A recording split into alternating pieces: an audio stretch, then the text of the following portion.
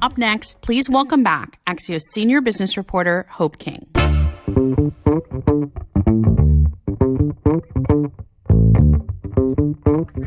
Yes!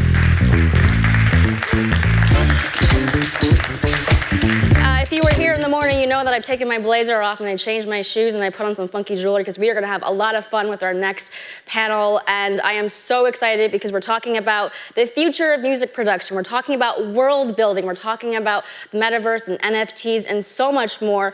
So many topics. And so I need more than one guest. And that's why I have the distinct privilege of introducing our panel. We have Beat Club CEO Gary Moreira, Light Energy Labs co-founder Zaid Portillo, and of course, Grammy-winning artist Timbaland. Please join me in welcoming them to the stage.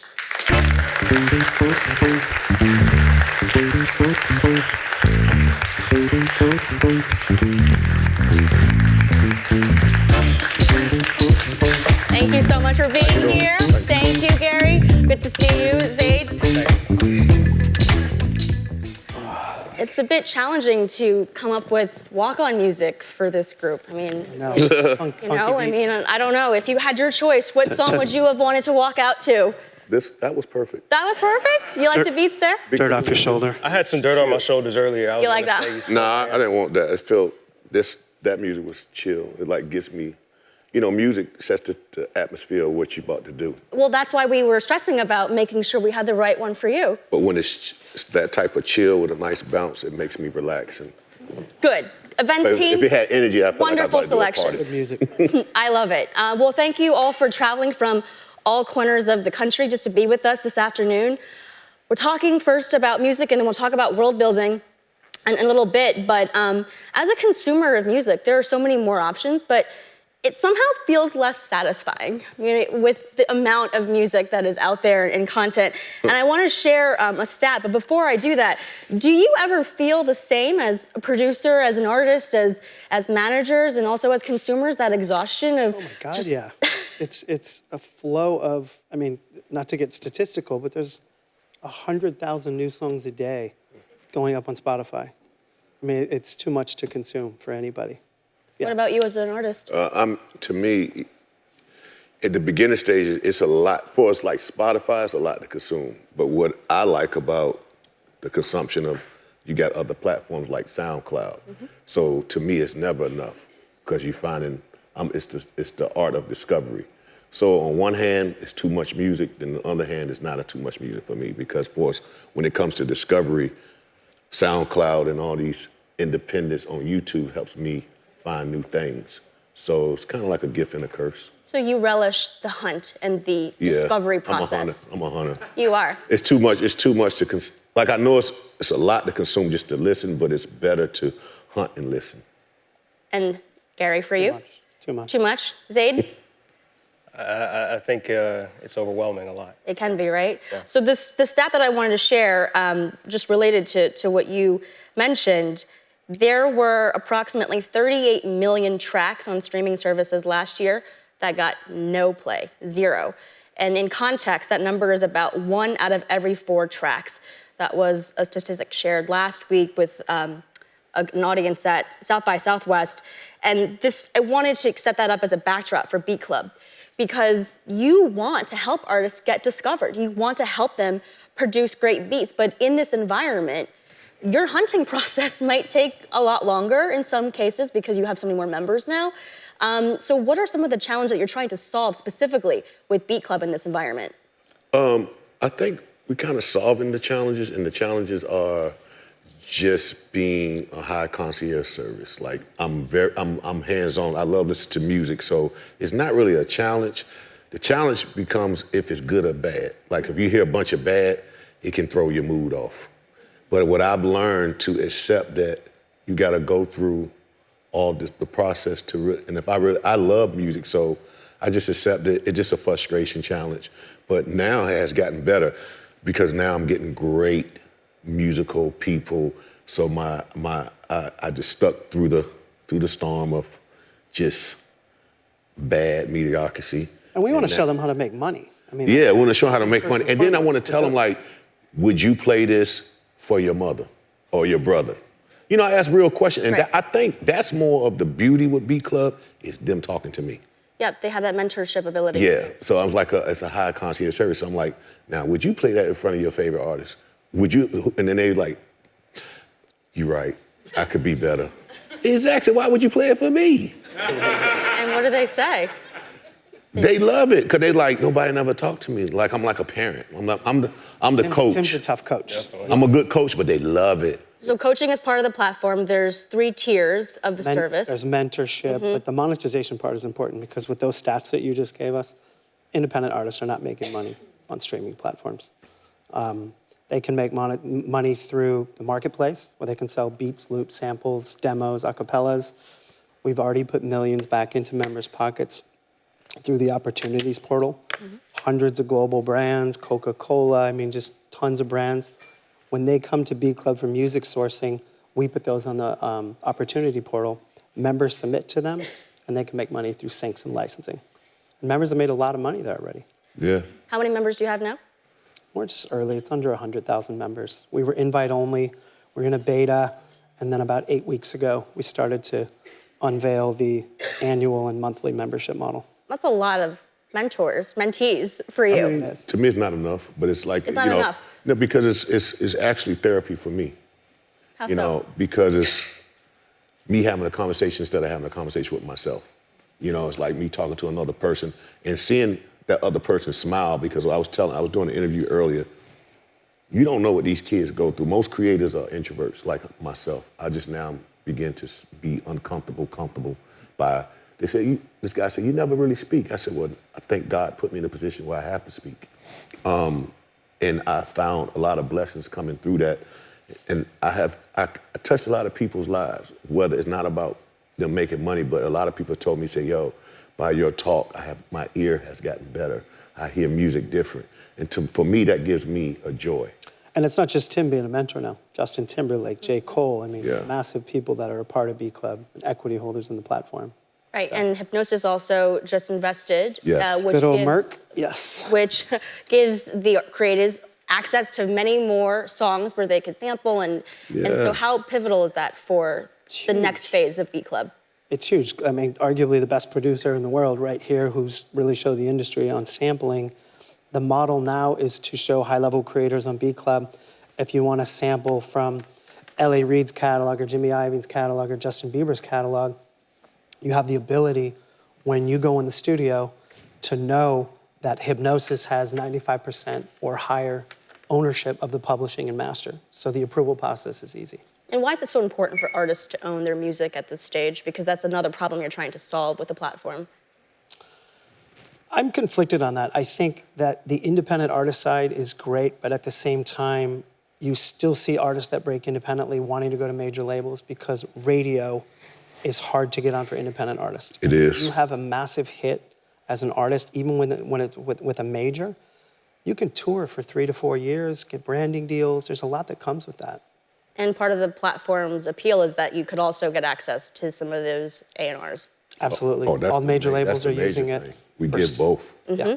We give- But now with TikTok, and you're working with brands like MasterCard and IBM as well, I mean, there's so many opportunities to make music for other platforms. Maybe it isn't the song that is, the top hit on the radio. Are artists It's a top hit on TikTok. Yeah, we know. I'm ahead of that. are artists wanting to do this? Is this what they're Man, I do striving it. for? I mean, I It's think actually sad. I was going to say, you have older artists now striving to be relevant and going to TikTok, and it's needed now because radio doesn't take chances anymore just going out on a record. You have to have a viral movement, and you see more artists trying to create that on TikTok. And you know what I would say? There's a thing back in the day what TikTok is. And radio, they kind of took radio's format by sending records out for research. Yep. So TikTok is the new research. Yeah. It was a company called Air. Yeah, so back in the day, I come from an era where if me and Missy did a record, they send it out and it comes back top 10 and they only play a hook. You don't know what they play for people. They just call random people. But TikTok said, we're gonna do it on our platform. And now radio have to keep up with them because TikTok and all these other platforms are dictating the new. I mean, that's what labels are looking for. Yeah. TikTok viral movement. And on Triller, not just TikTok, Triller. Yeah, Triller, definitely like Triller and TikTok like the highest. So is TikTok a net good or a net bad I think, industry? I was going to say, I think it's good for discovery. yep. For an independent artist right now, there's never been a better way to be discovered. I think with the flood of songs that are going on DSPs, they're not making money, and that's why we created Beat Club. And you know what? We created Beat Club, and not a shameless plug. I'm gonna plug the heck- I am Triller, so TikTok might be gone, so there are going to be other. Yeah, You know what I'm saying? Yeah, we're pushing for Triller. Yeah. I get Yeah. it. I hear you. One of the things that I thought was a really overarching theme of music is, and our next topic is really world building. And Zayd, you're doing this with Timbaland, his alter ego, Congo, in the metaverse. Explain what Timbaland is, how we get there, how we play. To be honest with you, it really just came, it really all began with Tim and I looking for unique ways to engage with his audience. And, you know, this summit being about what's next, blockchain and, you know, non-human characters and all these things are, and you know, metaverses and video games, they're really at the forefront, and the barrier to entry is a lot lower. And so really our goal with Timbaland started from this live show we did on YouTube, Twitch, and Facebook. We did 5 million views last year, had a 5 million viewer base. And really it just came from Tim looking for unique ways to engage. And we started leveraging technology. And I was going to say, if you guys Yeah. know Tim, he's always looking for disruptive ways of doing new stuff. So this is Definitely. another example. Yeah, just Definitely. connecting with the youth, because music is a young sport, and it's like so much talent out there. And sometimes being 30 years deep, we kind of feel like maybe, well, I don't feel like that, but I know people, some people feel like, you know, I'm older now. I do. I'm old. I don't want to, but not me. I'm still 19 at heart. You know what I'm saying? So I know every kids come to me, they'd be like, how you know that? I said, because I am music. I am what you are trying to be, and that's me. Well, you made a music video as Congo, which Yeah, was like really fun to I watch. try everything, and it's like now I'm at a different point where I see it way bigger. I don't want to get in details, but what I definitely, my biggest goal, what I want to do this year is, you know, it's always Timbaland presents, it's Justin, all your favorite artists of today, but you never seen Timbaland with an AI artist. Who I'm enjoying now is watching little Michaela. She's an AI robot, and I'm like, man, imagine if I stood beside her with a dope ass sound. You're constantly evolving, and this is part of Exactly. that evolution. But the world building is also so fantastic in its own way because you're building your own ecosystem around your own brand. My only question on this stage, because of the environment that we're in now, and you launched this last fall, I mean, it seems like there are questions about the staying power of crypto. Is it over, right? I mean, NFT sales were down 90% last year, and you know, Bitcoin, Ethereum prices down 40% for the last 12 months. Okay. I think there's a need for blockchain. Okay. Yeah, I was gonna say this. yeah. What happened in the bubble of .com? Didn't it go up and down? So you're waiting for you're going to be early. You have to be. You have to like stand the storm. If you bail out, which a lot of people do, because we hustlers, we entrepreneurs. We can't. If the money's not there, we're trying to go to the next thing where the money is. But you can never keep your eye off something that. I'm happy that happened, though. It got rid of all the... It gets rid of all the scammers and all the bull crap. Scammers, and I So think yeah. now we're at a place where if you build something, we're at a building phase. And I think that's the beauty about it. Is it time consuming? Yes, but greatness don't come overnight. And on the back of that, you know, the other, you mentioned, you know, like 90% of the value is white, but to go back to your earlier point, you know, there was a stat earlier that came out this year that 90% of the revenue that artists generate doesn't actually even go to the artist, right? And so it's like, you know, the hope with blockchain or any digital collectibles, the hope is that we increase that number so that the artist can retain some ownership and finding new ways to monetize as an artist. I mean, I think that's really the ambitious goal on the other side of the hill. And so, you know, the beautiful thing with Tim is just trying to find a way to make it fun, put creativity in front of it, find ways for people to collaborate and uplift people and do that whole thing. And so I think, you know, I think it's a necessity because back to your point on streaming, you have songwriters that have written smashes, hit records. They get 25% of the share. And I don't know if you know the stats, it's pennies that people get from streaming. So they have to find ancillary revenue streams. As an artist, isn't it such a difference in mindset to create music in the morning and then look at a legal contract in the evening. I mean, isn't that why there are so many layers set up? I mean, yes, they're gatekeepers, but in some ways they were also built out of necessity to help the artists do their job of creating so that the business side can be done by somebody else. How has being an entrepreneur now impacted the way that you make music? I make music, now I make music, I'm really a coach now, but I make music just because I never want to neglect my gift. I don't do it to where to go pitch to an artist. If they like it, here, you can take it, make magic off of it. I like to get inspired by the person that, the artist that maybe hears it and wants to do something to it. And a lot of times I post people who take my clips and they do duets with them. So that gets me inspired to keep doing a bunch of music. But it's not like before where, you know, I come in an era where I did albums. I didn't do just songs, you know what I'm saying? So for me, it's a different era. And we live in the era of send me a pack, send me. So it's not, I'm used to come to me, we in the room. That doesn't happen anymore. So I had to learn how to become Amazon of Beats, and that's why I created Beat Club. That's another shameless Beat Club plug. Yeah, you mentioned it. That's how I had to do it. So I had to become, I had to create the Amazon of Beats. And I'm like, well, wait a minute. If the world is about send, I told Gary, it's like, do you realize nobody gets in the room anymore? They just said, send me. Sinful songs. We have artists saying sinful songs. Sinful song. I said, so why not I be a hub of all that creativity? So we came up with Beat Club, and I said I want to be the Amazon for beats and songs and songwriters. You mentioned on a podcast recently you wanted to be the greatest producer, and one way to do that is to be this vehicle for other artists. Exactly. You don't become great by just thinking about yourself. Teamwork makes the dream work, and helping others makes you a legacy. Speaking of teamwork, you have Zayd, who you've been working with for 3 years, and then you have Gary, who you've been working with for over a decade. Yes. How do you balance being co-founders and also with somebody who is building a character and universe off you? Okay, well, let me talk about this guy, Mr. Morella. Mr. Morella, to me, I was mentored by Jimmy Iovine. So, And I thank God for sending me a splitting image of what I see in Jimmy.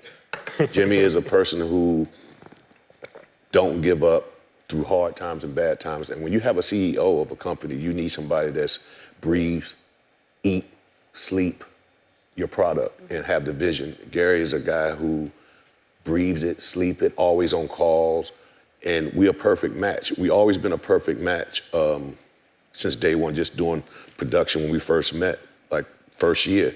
I saw the hunger in him, and he came under the same boat as me, which was Jimmy Iovine.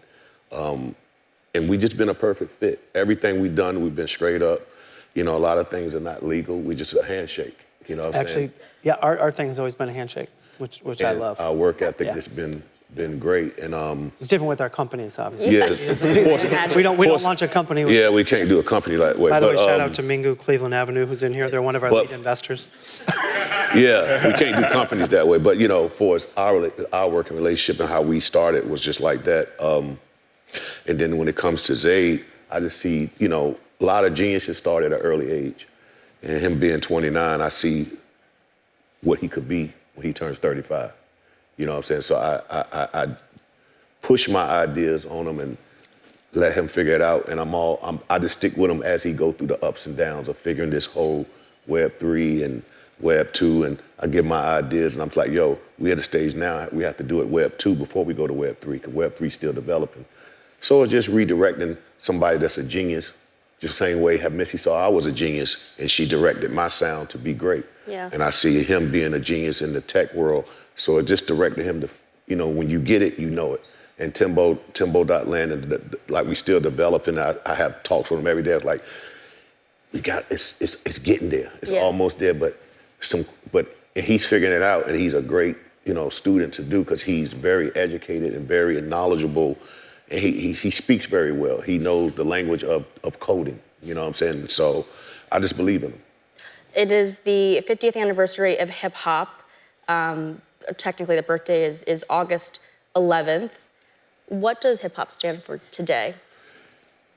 Hip hop is the whole music industry right now. There's no such thing as rock, pop. Only thing there is country.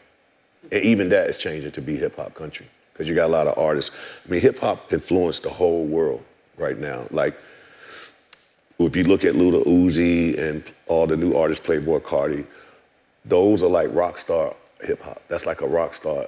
Post Malone, that's rock star. It's really rock, but it's hip hop. Hip hop has influenced every genre to this day. So, I think brands and culture. yeah, because brands didn't never really want to involve with hip hop. They was always scared of hip hop. Oh, it's too this. But now, It's mainstream. it kind of pissed me off. I'm like, well, why y'all ain't do that when I was?